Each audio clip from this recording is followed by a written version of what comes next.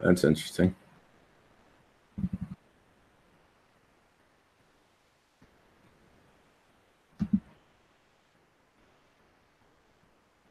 Yeah, I would say hold off on this one. Problem with this one is that 77 is on its way down. You see that? So once that turns over, that's going to put downward pressure on the 7. And now the 7 is going to have to follow suit and break down as well. So I would say hold off on this one at least until the 7 flattens out. But during that time, you'll probably get like a down candle somewhere inside that 231, just like that.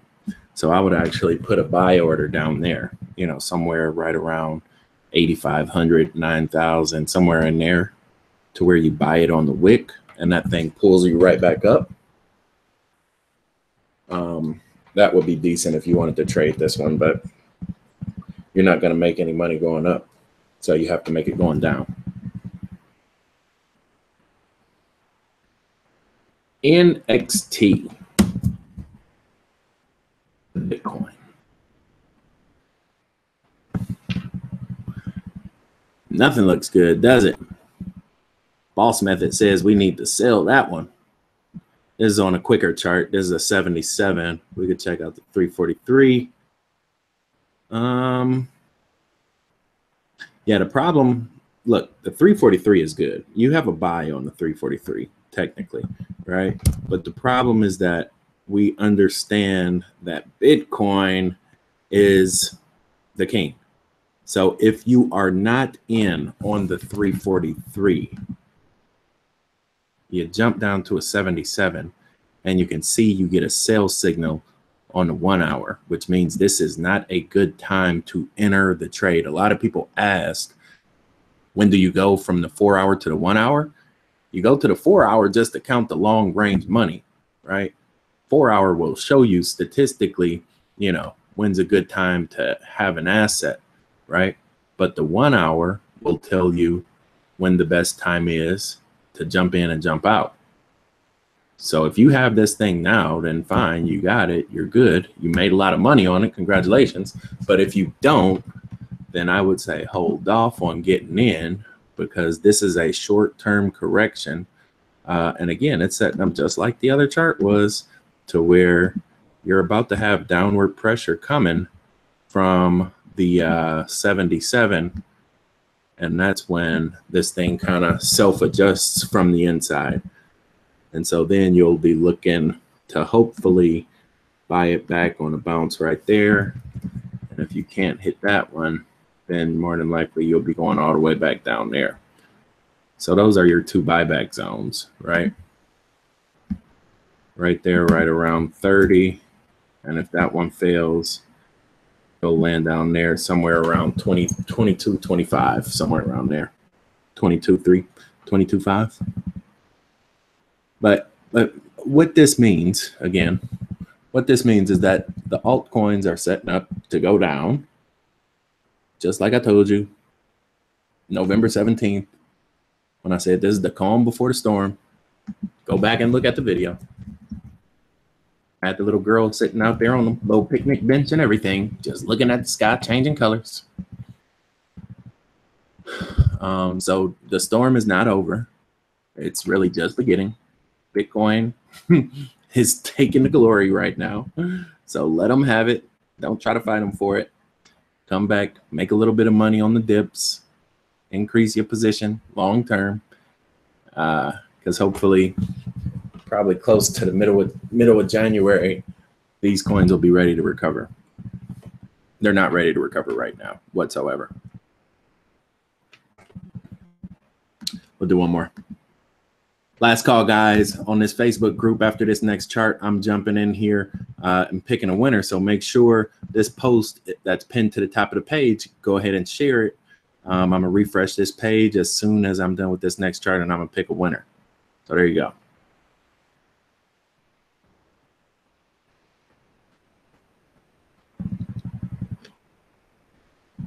Video running in the background. No, I don't think I don't have anything running. Like nothing else is running right now. So I don't know what. Normally when I stream, I make sure I cut everything off for that very reason. So I don't have anything running right now. I think that might be on your end.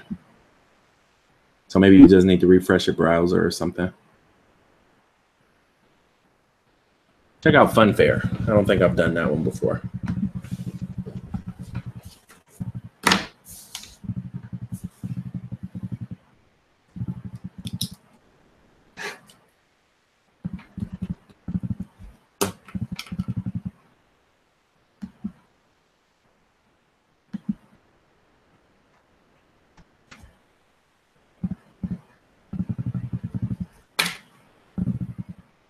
Did we break 150?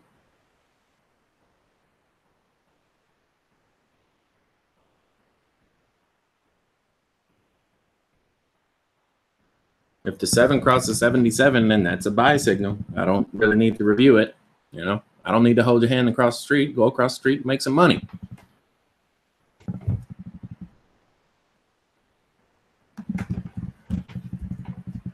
Yeah, anytime the 7 goes above the 11, the 77, and the 231, that's a buy signal. Once the 77 goes above 231, that's a confirmation, and you normally get a second breakout.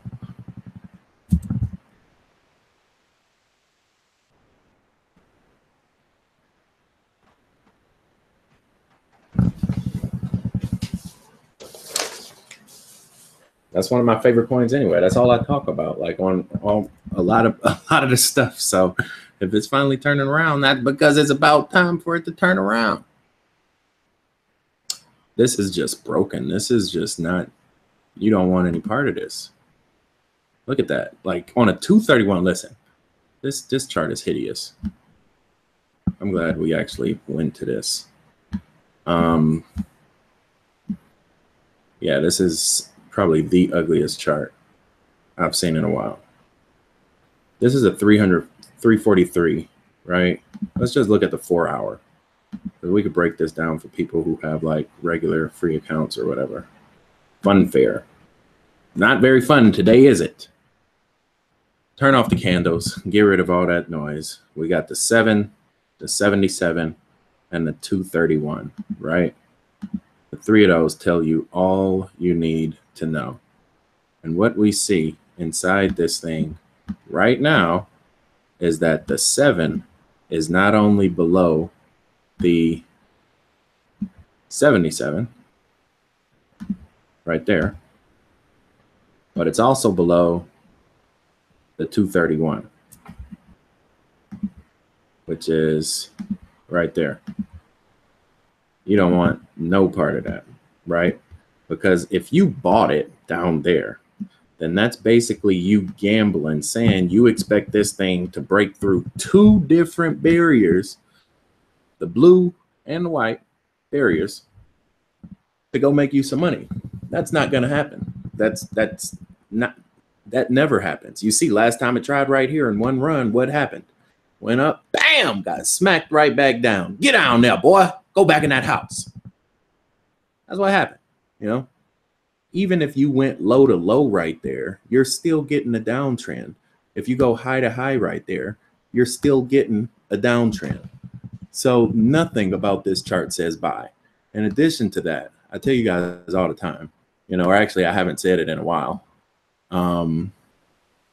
We look at this. This is called the white ball test. And the reason it's called that is because when I first drew this on the air, that ball popped up, it was white. So that's the name of it, the white ball test. But imagine you playing skee ball. And this is how, honestly, you can do this for any chart when you're trying to find a spot for a reversal, right? And you just look at the 77. Imagine, we'll do it one more time, get rid of that garbage. Imagine you're playing skee ball right there, right? And you drop that ball down that blue hill. In order for it to be a full reversal, that ball is going to need to come to a stop. you can see right now, by the time that ball gets all the way down that hill, and you literally can do this, guys. You can like literally just drop a little ball on there and roll it down, because then your mind will be able to process the gravity acting on it. That thing's going to keep on going down. You know what I'm saying? Ain't no way this little bitty blue hump is going to stop that ball from going on down. So you don't want to buy it when that white ball is going down, because all these little candles up here, all these little candles up there, it'll smash through them things so quick, right? Look, that's what happened. That wick right there, bam, get out of there. Bam, bam, bam, knock them down like dominoes, you know? So that's the white ball test, you guys. When you're trying to find the bottom, you need to make sure it passes that white ball test. And when it does, you'll see that white ball rock back and literally sink into the chart. And that's when you have your reversal and your breakout, right? So that's probably the simplest way for you guys to understand, you know, when to expect a breakout and a reversal, because it definitely won't be happening on a chart like this when the 77 is still going down and the 231 behind it all the way down, right? Because the 231 pushes down on the 77 and the 77 pushes down on the 7. So you literally have two forces of negative energy holding you down there. That's not where you want to buy. You want to buy this thing when it's somewhere up there in the black, clean and clear, you know, and can break out very, very clean, right? And this is for any chart. It's not just for Funfair. So I guarantee you, you know, a lot of other charts look like this right now. So just turn off the 7 and the 231 and just put the white ball test up there. If it don't pass the white ball test, you don't need to be looking at it. And also, everybody, this is the last thing in the chat right now. I know it's a lot of new people that come across these videos. That's completely fine. I, you know, intentionally set up my channel for new people, because I understood that cryptocurrency was the gateway to the future, and you know, eventually this stuff was going to be rolled out by the masses. So you know, just click that link, subscribe, and then on my playlist, I'll click it with you guys. But on my playlist, you will see a playlist I did called "Chart Like a Boss." Oh man, what is that? What? How does that even happen? Hold on. Let's try this one. There we go. I don't think that's it.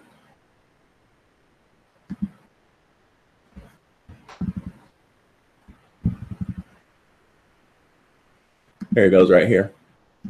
This is a playlist I did for all the new people. What up, Joe? All the new people. Money Clutch. Money Glitch God. Here we go.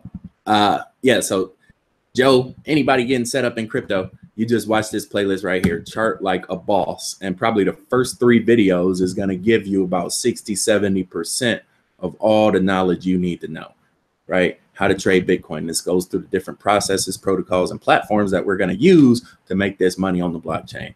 The boss method explained. This is basically the inside of my mind for about an hour, and really mathematically how the fractals work and the Fibonacci and all that good stuff. Then the last one is a trading view. And then I actually put some of my older videos up front because these, you know, they're kind of archaic, you know, with my method today, but they really go a long way to show you guys that this stuff is real. It works. It's harmonic resonance.